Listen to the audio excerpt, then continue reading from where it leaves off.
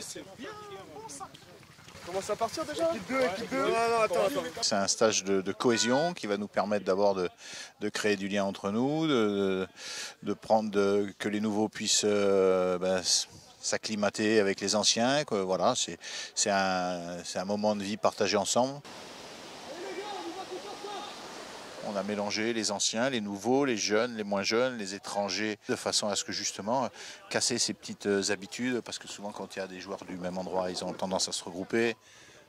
Si on a 3 Sudaf, ils ont tendance à rester ensemble. Là justement, on éclate tout ça, on mélange tout le monde et on fait en sorte que justement on crée de nouvelles habitudes. Ok les gars, en fait c'est pas là qu'il faut aller.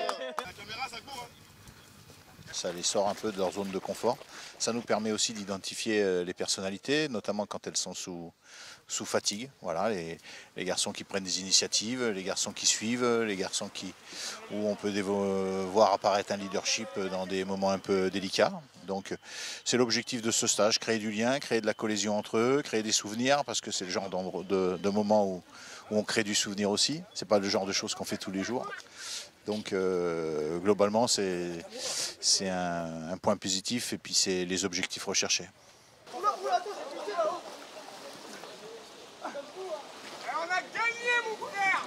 Pour l'instant, super bien, c'est parti sur de bonnes bases, très tranquille. Ce matin, on a fait un petit kart, histoire de mettre un premier système de points en place. Et là, une partie canoë, et la partie un peu plus difficile, elle va commencer maintenant. On va séparer en deux, une équipe va aller au 1 avec Max, et l'autre équipe va aller au 2 avec Théo, parce que c'est les deux qui maîtrisent le mieux les bouchées. Si, il m'a dit on a le droit. Du coup, on sépare. Et on se retrouve à la balise 3. Et on se retrouve à l'intersection ici, là. C'est bien marrant, et on n'a pas de talkie-walkie, on peut pas parler. Il faut vraiment être un leader né pour pouvoir gérer ces gros spécimens. Non mais en fait regardez, je suis plus petit mais j'ai le plus de cerveau. Et eux ils ont juste des muscles qui sont costauds, du coup je dois tout gérer mais sinon ça va. De toute façon quoi qu'il arrive on va s'en sortir. Regardez, j'ai marqué ici. Alors, c'est qui n'est l'heure. Le programme se déroule sur 2 jours et demi. Donc la première journée, comme vous avez pu le voir aujourd'hui, on a commencé au karting de Chartres. En fait, les joueurs n'étaient pas au courant qu'ils devaient partir sur le terrain avec nous ce soir. Ensuite, on est parti sur un déplacement sur la zone de canoë, où là ils ont fait une course d'orientation en canoë avec des balises immergées. De là, on est parti sur une infiltration à pied de 10 km. Et donc là, tous les joueurs sont arrivés sur la zone bivouac, ils sont en train de s'installer, de préparer le repas avant les activités de nuit et qui vont reprendre demain matin à partir de 6 h. On se doutait qu'il y avait quelque chose comme ça qui se mettait en place, mais c'est tout. Après moi j'ai peur de savoir où je dors et tout et combien de temps je dors. Franchement même la nourriture, hein, là on nous a passé un sac de patates, un sac de riz et un sac de carottes. Pour 3 jours ça fait juste, tu vois, le matin il n'y a pas de petit déj.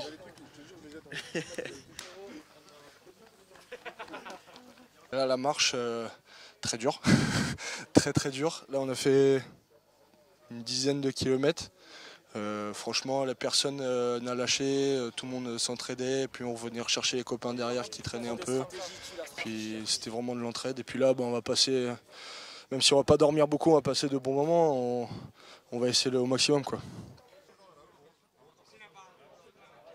Ils sont évalués en permanence sur leurs attitudes, sur leur comportement, sur leur façon d'être, sur les réactions qu'ils peuvent avoir justement. Et ça nous donne plein de petits signaux intéressants.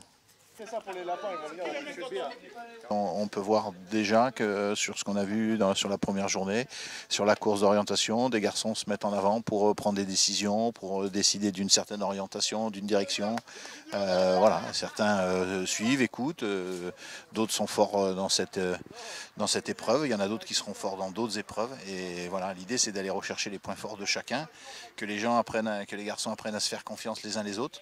Et puis qui cèdent quand ils sont en difficulté, parce que certains ne sont pas en difficulté aujourd'hui, le seront certainement cette nuit, voire demain, et il faudra que les autres soient là pour les encourager, et nous également. Et plus le temps va avancer, plus les garçons vont être fatigués, plus les garçons vont être irrités, le manque de sommeil, le manque de nourriture va faire que voilà, les caractères vont ressortir. Les gens du campement ils ont été très gentils, ils avaient une pierre à feu. Donc tout simplement on a mis des brasiers sèches, après des cagettes, un petit peu d'étincelle et c'est parti tout seul. Baisse-toi, voilà. Il y a dedans si ça coule pas là. Moi, je suis plutôt satisfait parce que ça soude vraiment des groupes et Il y a 2 ans, on a fait un stage aussi avec mon ancien club et comme ça. Et ça a soudé et au final, on avait fini très très loin dans la compétition.